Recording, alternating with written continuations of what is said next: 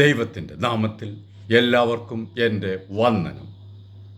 നമ്മുടെ അല്പസമയത്തെ ചിന്തയ്ക്കായി എൻ്റെ മനസ്സിൽ കടന്നു വന്ന ഒരു വേദഭാഗം, എൻ്റെ മനസ്സിനെ സ്പർശിച്ച ഒരു ഭാഗം, ഉൽപ്പത്തി 37 അധ്യായം 4 വാക്യം. അപ്പൻ തങ്ങളെ എല്ലാവരെക്കാളും അവനെ അധികം സ്നേഹിക്കുന്നു എന്ന് അവൻ്റെ സഹോദരന്മാർ കണ്ടിട്ട് അവനെ പകച്ചു. അവനോട് സമാധാനമായി സംസാരിപ്പാൻ അവർക്ക് കഴിഞ്ഞില്ല.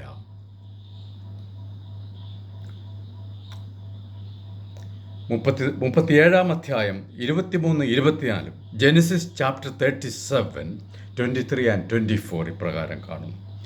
ജോസഫ് തൻ്റെ സഹോദരന്മാരുടെ അടുക്കൽ വന്നപ്പോൾ അവൻ ഉടുത്തിരുന്ന നീല അങ്കി അവർ ഊരി അവനെ എടുത്ത് ഒരു കുഴിയിലിട്ടു. അത് വെള്ളമില്ലാത്ത പൊട്ടക്കിണർ ആയിരുന്നു. പ്രിയപ്പെട്ടവരെ, ആരെങ്കിലും നിങ്ങളുടെ സ്വന്തം ഭവനത്തിൽ ഒരു അന്യനെ പോലെ, ഒരു അപരിചിതനെ പോലെ തോന്നിയിട്ടുണ്ടോ? നിങ്ങളൊന്നും ചെയ്തില്ലെങ്കിൽ കൂടി മറ്റുള്ളവർക്ക് ഒരു നീരസം ഉള്ളതുപോലെ, ഒരു അസാധാരണമായ വേദന, അത് വരുന്നത് നിങ്ങളുടെ ശത്രുക്കളിൽ നിന്നല്ല, പിന്നെയോ സ്വന്തം രക്തത്തിൽ നിന്ന് തന്നെയാണ്, വീട്ടിലുള്ളവരിൽ നിന്ന് തന്നെ. അത് നിങ്ങളുണ്ടാക്കുന്ന ആ മുറിവിൽ നിന്ന് രക്തം വരില്ല. അതിൽ നിന്നുണ്ടാവുന്ന വേദന വാക്കാൽ പ്രകടിപ്പിക്കാൻ സാധിക്കില്ല. ഒരു തിരസ്കരണം, ഒരു റിജക്ഷൻ നിങ്ങൾക്ക് യോഗ്യതയില്ലാത്തത് കൊണ്ടല്ല, ഇതൊരു ഒറ്റപ്പെടുത്തലാണ്. നമുക്ക് കാണുവാൻ സാധിക്കും, ചരിത്രത്തിലും വേദപുസ്തകത്തിലും ധാരാളം കഥകൾ, സംഭവങ്ങളുണ്ട്. ഉദാഹരണമായി, ഒഴിവാക്കപ്പെട്ടവരാരും തന്നെ അയോഗ്യരായിരുന്നില്ല. ജോസഫ് സ്വന്തം സഹോദരങ്ങളാൽ തള്ളപ്പെട്ടു. ദാവീദ് സ്വന്തം ഭവനത്തിൽ സഹോദരങ്ങളാൽ പുച്ഛിക്കപ്പെട്ടു, പിതാവിനാൽ തഴയപ്പെട്ടു. തിരസ്കരണം പലപ്പോഴും നല്ലതിലേക്ക് നയിക്കാനുള്ളതാണ്. ഇപ്പോൾ ഉള്ളതിലും വലിയ ഒന്നിലേക്ക് നിങ്ങളെ നയിക്കാനുള്ളതാണ്. നിങ്ങളുടെ ഭവനം നിങ്ങളുടെ സത്യമറിഞ്ഞ് അനുമോദിക്കുന്നതിന് പകരം തള്ളി പുറത്താക്കുന്നത് നിങ്ങൾക്ക് എത്രമാത്രം വേദന ഉണ്ടായിട്ടുണ്ടാവും. എന്നാൽ നിങ്ങൾ പൊട്ടാത്ത, നിങ്ങൾ തകരാത്ത ഒരാളാവാൻ ഇത് ആവശ്യമത്രേ. ശ്രദ്ധിച്ച് കേൾക്കണം. കാരണം വളരെ വ്യത്യസ്തമായ രീതിയിലാണ് ഈ സന്ദേശം പറയാൻ ശ്രമിക്കുന്നത്. ഇനി ആഴമായി ചിന്തിക്കുന്നതും അനാവരണം ചെയ്യാൻ ശ്രമിക്കുന്നതും നിങ്ങളുടെ കുടുംബം നിങ്ങളെ തിരസ്കരിച്ചതിൻ്റെ കാരണത്തെ പറ്റിയാണ്. അതിലുപരി ഈ അവസ്ഥയിൽ നിങ്ങളെങ്ങനെ ഉയർത്തെഴുന്നേൽക്കുമെന്നതും അതിജീവിക്കുന്നതും എന്നതാണ്. ഒന്നാമതായി പറഞ്ഞാൽ, നിങ്ങളുടെ വിജയം, നിങ്ങളുടെ നേട്ടം, നിങ്ങൾ ചെയ്ത കാര്യങ്ങൾ, കഴിഞ്ഞ കാലങ്ങളിൽ ചെയ്ത കാര്യങ്ങളൊക്കെ താഴ്ത്തിക്കെട്ടി യാതൊരു വിലയും കൽപ്പിക്കാതെ, മൂല്യവും കാണാതെ അവർ മറ്റുള്ളവരുടെ നേട്ടങ്ങൾ ആഘോഷിക്കും, സെലിബ്രേറ്റ് ചെയ്യും, അനുമോദിക്കും. ഒരിക്കൽ നിങ്ങൾ പ്രിയപ്പെട്ടവർ എന്ന് കരുതിയവർ, പിന്തുണയ്ക്കുമെന്ന് കരുതിയവർ, കൂടെ ഉണ്ടാകുമെന്ന് കരുതിയവർ നിങ്ങളുടെ നേട്ടത്തിൽ, നിങ്ങളുടെ ഉയർച്ചയിൽ നിശബ്ദരായിരിക്കും. ഒരിക്കൽ അസാധ്യമെന്ന് കരുതിയത് തടസ്സങ്ങൾ മറികടന്ന് നിങ്ങൾ നേടിയതിന് ഒരു അംഗീകാരവും തരാതെ നിങ്ങളുടെ വിജയത്തെ അവഗണിച്ച് അവർ മറ്റുള്ളവരെ അഭിനന്ദിക്കുകയും പുകഴ്ത്തുകയും ആഘോഷിക്കുകയും ചെയ്യും. നിങ്ങൾ അവരെ അവഗണിച്ചാൽ അവർ നിങ്ങളെ താഴേക്ക് വലിച്ചിടാൻ ശ്രമിക്കും. ചരിത്രം നോക്കിയാൽ ഉദാഹരണങ്ങൾ ധാരാളമുണ്ട്. നിക്കോള ടെസ്ല, തോമസ് എഡിസൺ അവരൊക്കെ പറഞ്ഞത് സത്യമാണെന്നറിഞ്ഞിട്ടും അംഗീകരിക്കാൻ തയ്യാറായില്ല. എന്നാൽ അവർ പറഞ്ഞ സത്യം ലോക ചരിത്രത്തിൽ രേഖപ്പെടുത്തിയിരിക്കുന്നു. ദാവീദിനെ നോക്കുക. പ്രവാചകൻ ഭാവി രാജാവിനെ തിരഞ്ഞെടുക്കാൻ വന്നപ്പോൾ സ്വന്തം പിതാവ് അവനെ പരിഗണിച്ചില്ല. അവൻ്റെ സഹോദരന്മാരെ പ്രവാചകൻ്റെ മുമ്പാകെ നിർത്തി.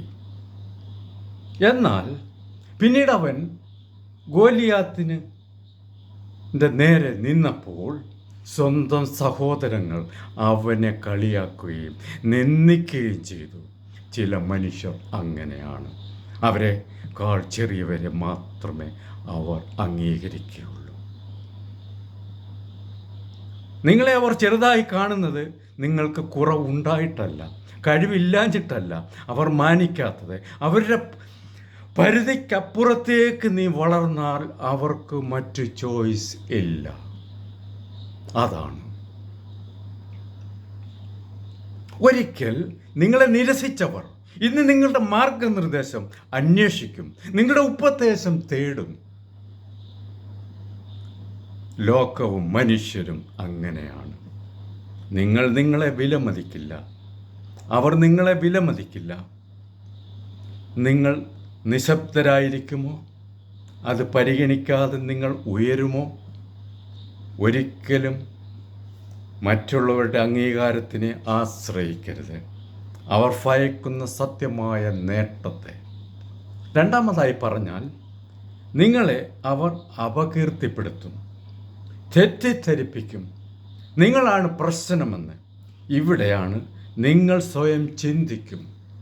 എന്തെങ്കിലും അധികമായി പ്രതികരിച്ചോ തെറ്റിദ്ധരിപ്പിച്ചോ എന്നൊക്കെ. നിങ്ങൾ അതിനെ നേരിട്ടാൽ, പ്രതിരോധിച്ചാൽ അവർ കഥ മാറ്റും. നിങ്ങൾ വളരെ സെൻസിറ്റീവാണ്, സങ്കല്പിക്കുകയാണെന്നൊക്കെ പറഞ്ഞ് നിങ്ങൾ നിങ്ങളെ തന്നെ സംശയിക്കും, നിങ്ങളെ തന്നെ ചോദ്യം ചെയ്യും. നിങ്ങളുടെ ഇമോഷൻസ്, ഓർമ്മ, മെമ്മറി, വിവേകം, ഇതേപ്പറ്റി നിങ്ങൾക്ക് തന്നെ സംശയമുണ്ടാകും. തമ്മിൽ ആശയവിനിമയം, സംസാരം ഇല്ലാത്തതല്ല കാരണം. ചില മനുഷ്യർ കാര്യങ്ങൾ മാനിപ്പുലേറ്റ് ചെയ്യും. നിങ്ങളതിൽ കുടുങ്ങും. നിങ്ങളുടെ ബലവും നിങ്ങളുടെ ശക്തിയും നിങ്ങൾ തിരിച്ചറിയില്ല. അവർ അവരുടെ കള്ളങ്ങളെ വിശ്വസിക്കുന്നു. നിങ്ങൾ സത്യം അറിയുമെന്ന ഭയം അവർ നിരസിക്കും. ഉദാഹരണത്തിന്, പ്രശസ്തനായ ഫിലോസഫർ മാർക്കസ് പറഞ്ഞതുപോലെ 10,000 ആളുകൾ പറഞ്ഞത് വിലക്കെടുക്കണ്ട. എന്താണെന്നോ അതിൽ ഒരാൾക്ക് പോലും സത്യം അറിയില്ല. മറ്റൊരു ഉദാഹരണം ചരിത്രത്തിൻ്റെ ഏടുകളിൽ പരിശോധിച്ചാൽ കാണാൻ സാധിക്കും. ഗലീലിയോ തെളിവുകൾ നിരത്തി പറഞ്ഞത് ഭൂമി സൂര്യന് ചുറ്റും കറങ്ങിക്കൊണ്ടിരിക്കുകയാണെന്ന്. അധികാരത്തിലുണ്ടായിരുന്നവർ അദ്ദേഹത്തെ പരിഹസിച്ചു, അപലപിച്ചു. അദ്ദേഹം പറഞ്ഞത് തെറ്റായിട്ടല്ല, പിന്നെയോ സത്യം സ്വീകരിക്കാനും സമ്മതിക്കുകയും ചെയ്താൽ അവരുടെ തെറ്റുകൾ, അവരുടെ മണ്ടത്തരങ്ങൾ പുറത്തു വരും. ഇതാണ് ലോകം. പ്രിയപ്പെട്ടവരെ, ഇന്ന് പല ഭവനങ്ങളിലും ഉള്ളവർ ഇതാണ് ചെയ്തുകൊണ്ടിരിക്കുന്നത്. അവരുടെ തെറ്റുകൾ, അവരുടെ വീഴ്ചകൾ മറച്ചു വെച്ച് നിങ്ങളെ ഒരു വില്ലനാക്കി, നിങ്ങളെ ഒരു മോശക്കാരനാക്കി ചിത്രീകരിക്കും. നിങ്ങളുടെ മാനവും നിങ്ങളുടെ ബഹുമാനവും ഇല്ലാതാകും. അവരുടെ കാപട്യം, നിങ്ങളോടുള്ള അനാദരവ് ചൂണ്ടിക്കാണിച്ചാൽ നിങ്ങൾ വളരെ ഇമോഷണലാണെന്ന് പറയും. നിങ്ങൾ അകലം പാലിച്ചാൽ നിങ്ങൾ നന്ദി കെട്ടവരും ഉത്തരവാദിത്വത്തിൽ നിന്ന് ഒഴിഞ്ഞു മാറുന്നവരും ആണെന്ന് പറയും.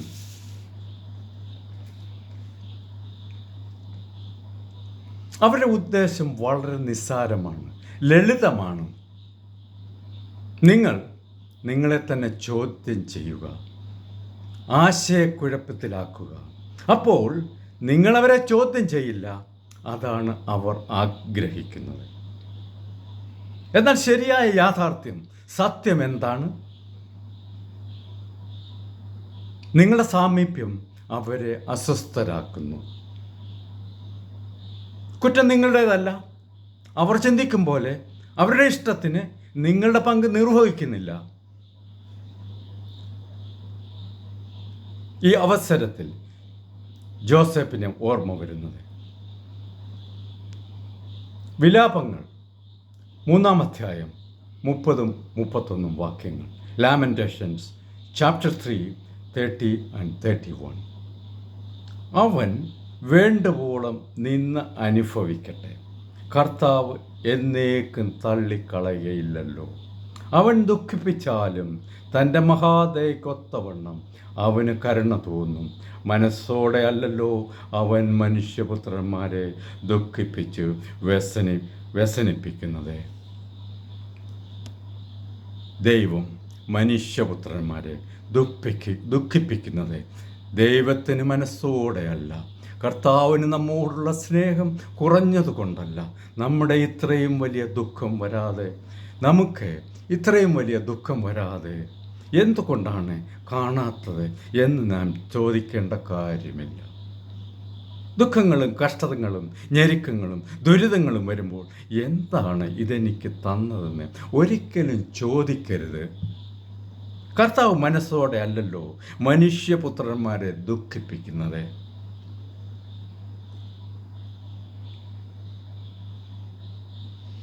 സങ്കീർത്തനം 105-ാം അധ്യായം 18-ാം വാക്യം.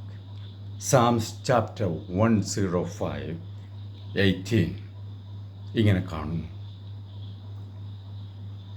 യഹോവയുടെ വചനം നിവൃത്തിയാക്കുകയും അവൻ്റെ അരുളപ്പാടിനാൽ അവന് ശോധന വരികയും ചെയ്യുവോളം അവർ അവൻ്റെ കാലുകളെ വിലങ്ങുകൊണ്ട് ബന്ധിക്കുകയും അവൻ ഇരുമ്പ് ചങ്ങലയിൽ കുടുങ്ങുകയും ചെയ്തു. ജോസഫിൻ്റെ കാലുകളെ ഇരുമ്പ് ചങ്ങല കൊണ്ട് കുടുക്കി ബന്ധിച്ചു. ഒരു പാപവും ചെയ്തിട്ടല്ല. ദൈവത്തിൻ്റെ വചനത്താൽ ശോധന ചെയ്യേണ്ടിയിരിക്കുന്നു, ശുദ്ധീകരണം കിട്ടേണ്ടിയിരിക്കുന്നു.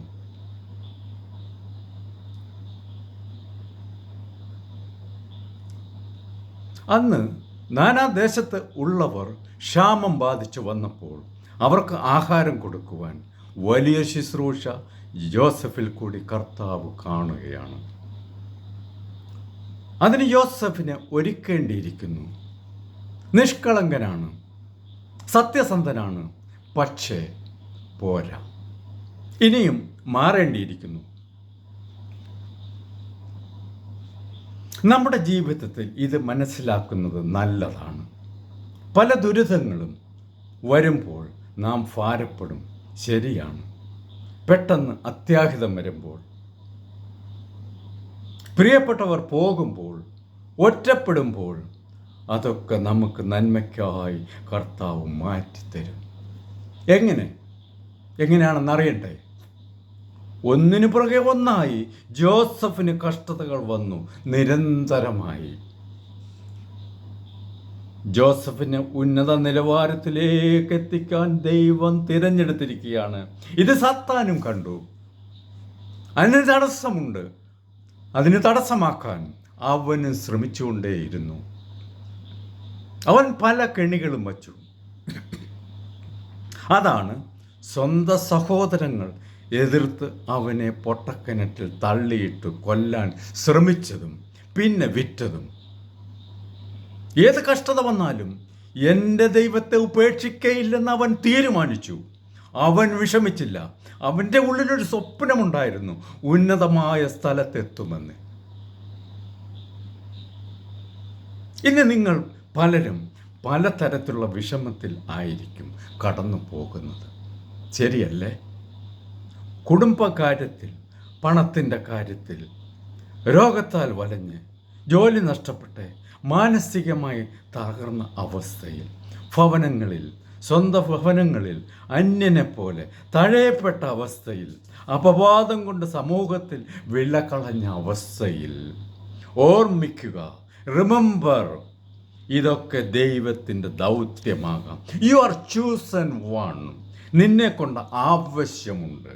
മറ്റു പലതും ചെയ്യാനായി. അനേകം പേർക്ക് താങ്ങും തണലുമായി നിൽക്കാൻ, ആഹാരം കൊടുക്കാൻ, വിശപ്പ് മാറ്റാൻ നിന്നെ കൊണ്ട് ആവശ്യമുണ്ട്. ക്ഷാമം കൊടുമ്പിരിക്കൊണ്ട ദേശത്ത് ദൈവം ജോസഫിനെ നിയോഗിക്കാൻ പോകുകയാണ്. ദൈവം നിന്നെ തള്ളിക്കളയില്ല. ജോസഫ് പോത്തിഫറിൻ്റെ വീട്ടിൽ ചെന്നപ്പോൾ സാത്താൻ അവിടെ പ്രവർത്തിച്ചു. പോത്തിഫറിൻ്റെ ഭാര്യയിൽ കൂടി പ്രവർത്തിച്ചു. ഒരു തെറ്റും ചെയ്യാത്ത ജോസഫ് അവിടെ നിന്ന് ഓടിപ്പോയി. അവൾ അവനെക്കുറിച്ച് അപവാദം പറഞ്ഞു. ജോസഫ് 13 വർഷം ജയിലിൽ അടയ്ക്കപ്പെട്ടു. നിങ്ങളിൽ ചിലരെങ്കിലും ജീവിതത്തിൽ ഇങ്ങനെയുള്ള സാഹചര്യത്തിൽ പെട്ടിട്ടുണ്ടാവാം. അപവാദത്തിന് ഇരയായിട്ടുണ്ടാവാം. സ്വന്തം ഭവനത്തിൽ നിന്ന് പുറന്തള്ളപ്പെട്ട് ഓടിപ്പോയ അവസ്ഥ ഉണ്ടാവാം. സാത്താൻ്റെ പ്രവൃത്തിയാണിത്. പൈശാചികമായ ശക്തിയാണിത്. ഐ റിപ്പീറ്റ്, സാത്താൻ്റെ പ്രവൃത്തിയാണിത്. പൈശാചിക ശക്തിയാണിത്. നിങ്ങളിൽ പലരും യാതന അനുഭവിക്കുന്നുണ്ടാവും. കുടുംബ പ്രശ്നങ്ങൾ, മക്കളെ ഓർത്ത് ആവലാതിപ്പെടുന്നവർ ഓരോരുത്തരുടെ ഹൃദയങ്ങളിൽ പലതുമില്ലേ? നിങ്ങളൊന്ന് ചിന്തിച്ചു നോക്കൂ. പ്രശ്നങ്ങളില്ലാത്ത ആരെങ്കിലും ഉണ്ടോ എന്നെ കേൾക്കുന്നതിൽ? നിങ്ങളുടെ ജീവിതത്തിൽ ഒരു ശോധന, ഒരു പരീക്ഷണം ആവശ്യമത്രേ. ആഗ്രഹങ്ങൾ സാധിക്കാതെ വരുമ്പോൾ, രോഗം മാറാതെ വരുമ്പോൾ തളരരുത്. നിങ്ങളെപ്പറ്റി ദൈവത്തിനൊരു പദ്ധതിയുണ്ട്. ജോസഫിന് പല തടസ്സങ്ങളും ഉണ്ടായി. 13 വർഷം ജയിലിൽ കിടന്നു. അപ്പോൾ കർത്താവ് കണ്ടുകൊണ്ടിരിക്കുകയായിരുന്നു. എന്താണ് താമസിച്ചത്? നമ്മൾ ചിന്തിക്കുന്നതല്ല, ദൈവത്തിൻ്റെ ചിന്ത കൃത്യസമയത്ത് അവനെ ഉയർത്തി. ഇന്നെന്താണ് സംഭവിച്ചുകൊണ്ടിരിക്കുന്നത്? ഈ കാലഘട്ടത്തിൽ എന്താണ് നാം കാണുന്നത്? വിലാപങ്ങൾ 4-ാം അധ്യായം 4 മുതൽ പറയുന്നുണ്ട് വിശദമായി. സമയച്ചുരുക്കം കൊണ്ട് ഞാൻ അതിലേക്ക് കടക്കുന്നില്ല. ഇരമ്യാവ് വിളിച്ചു പറയുകയാണ്, സോദോമിൽ നടന്നതിലും മോശമായാണ് ജനം ഇപ്പോൾ നടക്കുന്നത്. അതിലും വലിയ നാശം വരാൻ പോകുകയാണ്. പ്രവാചകൻ ഉള്ളത് തുറന്നു പറയുകയാണ്. ഇത് രാജാവിനും പ്രജകൾക്കും ഇഷ്ടപ്പെട്ടില്ല. ഓർമ്മിക്കുക, എക്കാലത്തും സത്യം പറയുന്ന പ്രവാചകന്മാർക്ക് എതിർപ്പുണ്ടാവും. അവരെ ഏതെങ്കിലും വിധത്തിൽ ഓടിച്ചു കളയാൻ നോക്കും, ഇല്ലാതാക്കാൻ നോക്കും. പ്രിയപ്പെട്ടവരെ, ഒന്നോർക്കുക, വലിയ ചിന്തകന്മാർ, വിപ്ലവകാരികൾ, സത്യാന്വേഷകർ ഒക്കെ അവരുടെ സമയത്ത്, അവരുടെ കാലത്ത് പ്രതിരോധങ്ങൾ, എതിർപ്പുകൾ നേരിടേണ്ടി വന്നിട്ടുണ്ട്. സോക്രട്ടീസ് മരണത്തിന് വിധിക്കപ്പെട്ടതായി നമുക്ക് കാണാം. ആരെയും ഉപദ്രവിച്ചിട്ടല്ല, തെറ്റ് ചെയ്തിട്ടല്ല. പിന്നെയോ അദ്ദേഹം ചോദിച്ച ചോദ്യങ്ങൾ മറ്റുള്ളവരുടെ കാപട്യം തുറന്നു കാട്ടി. സത്യങ്ങൾ അവർക്ക് ഉൾക്കൊള്ളാൻ സാധിച്ചില്ല. ആ ചോദ്യങ്ങൾ കുറ്റകരമായി. മനുഷ്യർ സത്യം കൈകാര്യം ചെയ്യാൻ പറ്റാതെയാവുമ്പോൾ അവർ അത് പറഞ്ഞയാളെ ആക്രമിക്കാൻ മുതിരും. ഇതാണ് പഴയ കാലഘട്ടത്തും ഈ കാലഘട്ടത്തിലും നടന്നുകൊണ്ടിരിക്കുന്നത്. നിങ്ങൾ എന്ത് ചെയ്യും ഇങ്ങനെ സംഭവിച്ചാൽ? ഭയന്ന് ചുരുങ്ങി ഒതുങ്ങി അവരുടെ കഥയ്ക്കനുസരിച്ച് ഇരിക്കുമോ? അതോ നിങ്ങളുടെ സത്യത്തിൽ ഉറച്ചു നിൽക്കുമോ? അവർ ഒരിക്കലും വഞ്ചന, അവരുടെ തെറ്റ്, ചതി ഇതൊന്നും സമ്മതിക്കയില്ല. നിങ്ങളുടെ വാക്കുകളെ അവർ വളച്ചൊടിക്കും. അവർ ചരിത്രം തിരുത്തി എഴുതും. അവരുടെ കഥയിൽ നിങ്ങളെ ഒരു വില്ലനായി, ഒരു കൊള്ളരുതാത്തവനായി ചിത്രീകരിക്കും. ഓർമ്മിക്കുക, റിമെമ്പർ, നിങ്ങൾ അതിന് ഉത്തരവാദിയല്ല. അവർ എന്ത് വേണമെങ്കിലും ചിത്രീകരിച്ചോട്ടെ. നിങ്ങളുടെ ഉത്തരവാദിത്വം എന്താണ്? നിങ്ങളുടെ സത്യത്തിൽ ഉറച്ചു നിൽക്കുക. നിങ്ങളവരുടെ കള്ളത്തരങ്ങളിൽ വിശ്വസിക്കുന്നില്ല എന്നറിയുന്ന ആ നിമിഷം നിങ്ങളുടെ മേൽ അവർക്കുണ്ടായിരുന്ന എല്ലാ ശക്തിയും നഷ്ടപ്പെടും. അതാണ് അവർ ഏറ്റവും അധികം ഭയപ്പെട്ടിരുന്നത്.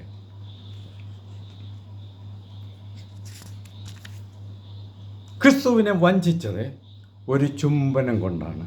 കൂടെ നടന്നവരിൽ ഒരാൾ, കൂടെ ഭക്ഷണം കഴിച്ചിരുന്നവരിൽ ഒരാൾ. ഇങ്ങനെയാണ് ഓരോ വഞ്ചനയും നടക്കുന്നത്. Jesus was betrayed with a kiss by someone close, someone who walked with him, dined with him. That is how betrayal often work. God bless you all. ഞാൻ എൻ്റെ വാക്കുകൾ ചുരുക്കുന്നു. എല്ലാവരെയും ദൈവം അനുഗ്രഹിക്കട്ടെ.